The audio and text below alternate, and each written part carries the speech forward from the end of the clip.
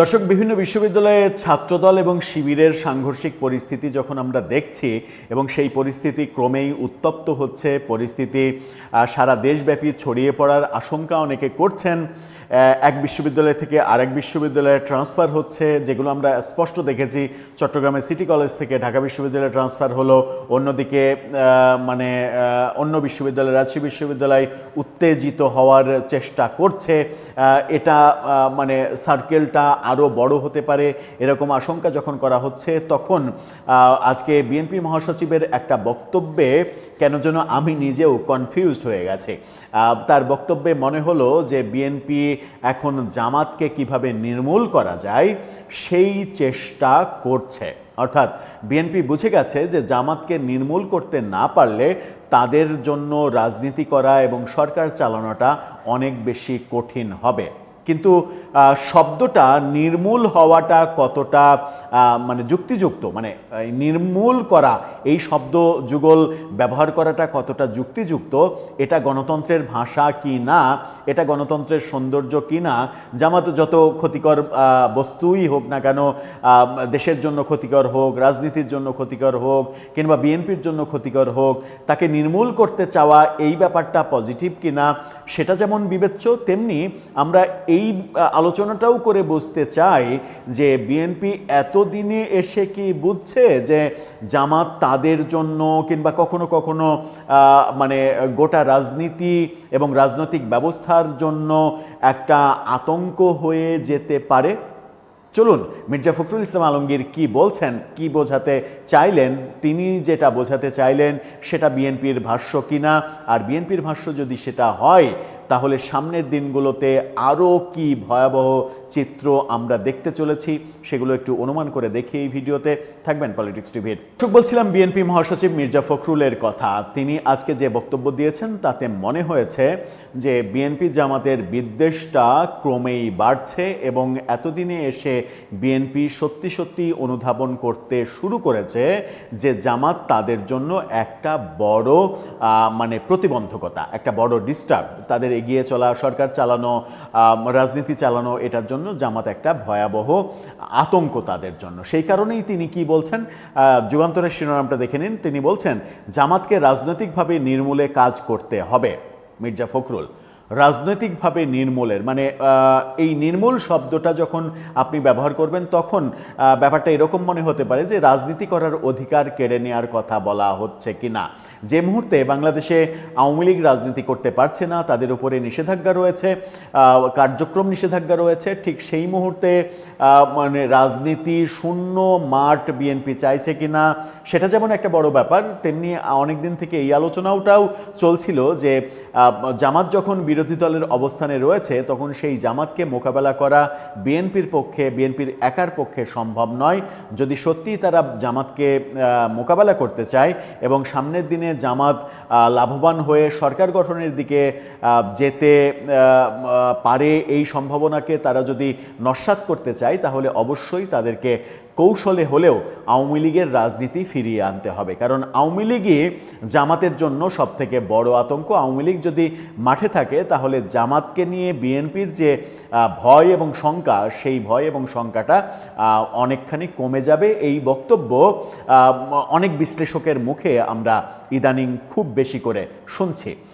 বিস্তারিত খবরে একটু যাই, কি বলছেন মির্জা ফখরুল। আসলে বিএনপি ইঞ্জিনিয়ারিং করে ক্ষমতায় এসেছে। জামাত ইসলামীর আমির শফিকুর রহমানের এই বক্তব্যের তীব্র নিন্দা জানিয়ে প্রত্যাখ্যান করেছেন বিএনপির মহাসচিব মির্জা ফখরুল ইসলাম আলমগীর। জামাত ভোটও মেনে নিয়েছে, রেজাল্টও মেনে নিয়েছে, আবার নতুন নতুন করে প্রতিদিন ইলেকশন ইঞ্জিনিয়ারিং করে জিতেছে বিএনপি, এই তত্ত্ব তারা প্রতিষ্ঠিত করার চেষ্টা করছে। কিন্তু আমরা দেখেছি প্রফেসর ইউনূস সরকারের আমলে সবথেকে বেশি যে প্রভাব, সেই প্রভাবটা ছিল জামাত এবং এনসিপির। প্রফেসর ইউনূস সরকার তাই করেছে যা জামাত এবং এনসিপি চেয়েছে। সর্বশেষ নির্বাচনের রেজাল্টটা তাদের পক্ষে দিতে না পারার ব্যর্থতা ছাড়া যা কিছু প্রফেসর ইউনূস সরকার করেছে সবই জামাত এনসিপির কল্যাণে এবং তাদের মন জোগানোর জন্যই করেছে। এটা আমরা প্রকাশ্য দিবালোকের মতো সত্য দেখেছি। হঠাৎ করে নির্বাচনে এসে তাহলে প্রফেসর ইউনূস ইলেকশন ইঞ্জিনিয়ারিং করে কেন বিএনপিকে জেতাবে? তাতে তার লাভ কি?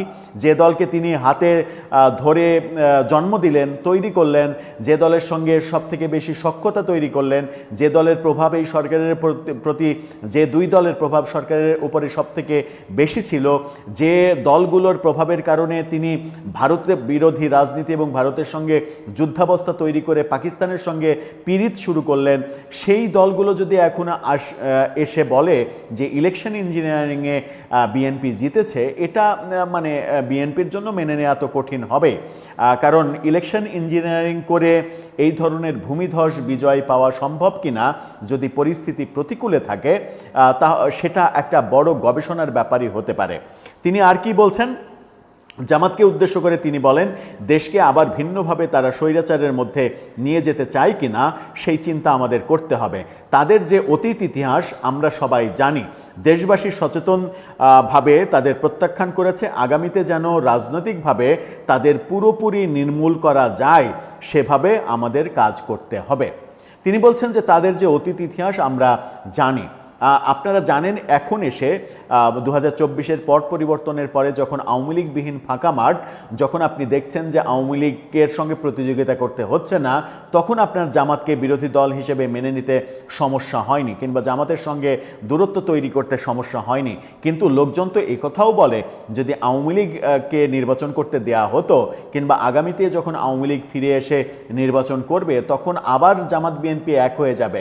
কিংবা সেটা যদি সত্য নাও হয়, তাহলেও আমরা মানে সর্বশেষ তাদের শাসনকালে কি দেখেছি, 2001 থেকে 2006 জামাতের দুইজন মন্ত্রী হয়েছেন, এবং সেই দুইজন হয়েছেন যারা যুদ্ধাপরাধের অভিযোগে মৃত্যুদণ্ড তাদের হয়েছিল। পরবর্তীতে তাদের গাড়িতে পতাকা দিয়ে বিএনপি বিতর্কের জন্ম দিয়েছেন। সেই বিএনপির কাছে আজকে জামাত খুবই খারাপ হয়ে গেছে, জামাত যুদ্ধাপরাধীর দল হয়ে গেছে। এই ব্যাপার অনেকে বলে বিএনপিকে ট্রল করার চেষ্টা করেন, কিন্তু এই ট্রল করা বোধহয় কতটা নৈতিক হবে কিংবা উচিত হবে সেটাও ভেবে দরকার। কারণ রাজনীতিতে সময়ের স্রোতে, সময়ের ধারাবাহিকতায় অনেক পরিবর্তন আসে। অতীতে রাজনৈতিক দলগুলো ভুল সিদ্ধান্ত নিয়ে থাকলে সেই ভুলগুলো পরবর্তীতে সংশোধন করে। গতি প্রকৃতি একভাবে চলে না। রাজনীতিতে মিত্র শক্তি বলে কোনো স্থায়ী শক্তি নেই, শত্রু বলে কোনো স্থায়ী শক্তি নেই। এই পরিবর্তনগুলো কিন্তু মানে একটা রেগুলার চেঞ্জের মতো। সুতরাং গতকালকে বিএনপির অবস্থান ওইটা ছিল বলে আজকে বিএনপির অবস্থান নতুন অবস্থান হতে পারবে না, জামাত বিরোধী অবস্থান হতে পারবে না, সেটা তো আর বলা যায় না। আজকে রাজধানীর নয়াপল্টনে একটা অনুষ্ঠানে তিনি এই কথা বলেছেন। জামাতের আমিরের বক্তব্যকে বিভেদ ও ধূম্রজাল তৈরির প্রচেষ্টা বলে মন্তব্য করেছেন। তিনি বলেন, দীর্ঘ 1.5 দশকেরও বেশি সময় ধরে দেশে একটি অবাধ ও নিরপেক্ষ নির্বাচনের মাধ্যমে জনমত প্রতিফলিত হয়েছে। জনগণ ও বিশ্ববাসীর কাছে এই নির্বাচন স্বীকৃত। দীর্ঘ 18 বছরের মানে যে কথাগুলো কমন কথা, সেই কমন কথাগুলো বলেছেন। কিন্তু তার কথাই যে শব্দ দুটা নিয়ে আলোচনা করতে শুরু করেছিলাম, সেটা হচ্ছে যে জামাতের রাজনীতি নির্মূল করা। এই যে নির্মূল করা, এই বক্তব্যটা মানে আপনি জামাতের সমর্থক না হতে পারেন, জামাতের সমালোচক হতে পারেন, সেটা ভিন্ন কথা। কিন্তু যখন কোনো দলের ব্যাপারে নির্মূল করা এই শব্দযুগল ব্যবহার করা হবে, তখনই সেটা গণতন্ত্র থেকে ছিটকে গেলাম কিনা, আমরা গণতন্ত্রের ভাষা বহির্ভূত ভাষা ব্যবহার করলাম কিনা, সেই ব্যাপারে কিন্তু প্রশ্ন উঠবে। কারণ আপনি ক্ষমতায় আছেন বলে আপনার বিরোধী পক্ষ কিংবা আপনার যারা মতামত সাপোর্ট করে না তাদেরকে আপনি নির্মূল করবেন, তাদেরকে রাজনৈতিকভাবে নির্মূল করে দেয়া হবে। হ্যাঁ, আপনি বলবেন রাজনৈতিকভাবে মোকাবেলা করা হবে, রাজনৈতিকভাবে তাদেরকে মানে কি বলবো যে তাদের এমন একটা অবস্থা করা হবে যেন তারা রাজনৈতিকভাবে মাজা সোজা করে দাঁড়াতে না পারে। সেটা রাজনীতি দিয়ে, সুষ্ঠু সুন্দর রাজনীতি দিয়ে। কিন্তু নির্মূল করা এই ভাষাটা ব্যবহার করা উচিত হলো কিনা, মির্জা ফখরুল ইসলাম আলমগীর তিনি শিক্ষক মানুষ, তিনি হয়তো বিবেচনা করে দেখবেন যে এটা মানে সৌন্দর্যের ভাষা হলো কিনা। কারণ পরবর্তীতে অন্য কোনো দল যদি বিএনপির ক্ষেত্রে এই শব্দযুগল ব্যবহার করে যে বিএনপিকে রাজনৈতিকভাবে নির্মূল করা হবে, তাহলে সেটা বেমানান দেখাবে। যেমন এখন মানে জামাতের ব্যাপারেও বলছি, যাদের রাজনীতি নিয়ে এত সমালোচনা, এত কিছু, কিন্তু যখন আমরা দেখছি যে আওয়ামী লীগকে রাজনীতিতে ফিরতে দেওয়া হচ্ছে না, আওয়ামী লীগের রাজনীতি অলরেডি নির্মূল করা হয়েছে, ঠিক সেই সময় আবার আরেকটা দলের রাজনীতিও যদি আপনি নির্মূল করে দেন, তাহলে তো বহুদলীয় গণতন্ত্র আর থাকলো না। আবার অনেকে বলতে পারেন যে জামাত যে রাজনীতি শুরু করেছে এবং জামাত যে পাকিস্তান পন্থার রাজনীতি প্রতিষ্ঠিত করতে চাইছে অনেকের মতে, তাতে তাদের রাজনীতি নির্মূল করাই উচিত। সেটা ভিন্ন বিতর্ক। জামাত মানে সাংবিধানিকভাবে ৭১-এর ভূমিকার জন্য দল হিসেবে যেহেতু তাদের নাম অন্তর্ভুক্ত করা হয়েছে মুক্তিযুদ্ধের সংজ্ঞায়, সেহেতু দল হিসেবে তাদের বিচার হবে কিনা, সেই বিচারের ব্যবস্থা বিএনপি সরকার করবে কিনা, সেটা আদালতের ব্যাপার, বিচার প্রক্রিয়ার ব্যাপার। আদালতে যদি এই দলকে বলা হয় যে এই দল ৭১-এর ঘটনার কারণে বাংলাদেশে রাজনীতি করতে পারবে না, সেটা ভিন্ন বিষয়, একেবারে আইনি ব্যাপার। সেই আইনি ব্যাপারে বাংলাদেশের অধিকাংশ মানুষই হয়তো সমর্থন দেবে, কিন্তু সেটা কোনোভাবেই রাজনৈতিক ক্ষমতা প্রয়োগের মাধ্যমে নয়। দর্শক, আপনার মতামত এই ব্যাপারে জানিয়ে লিখতে পারেন।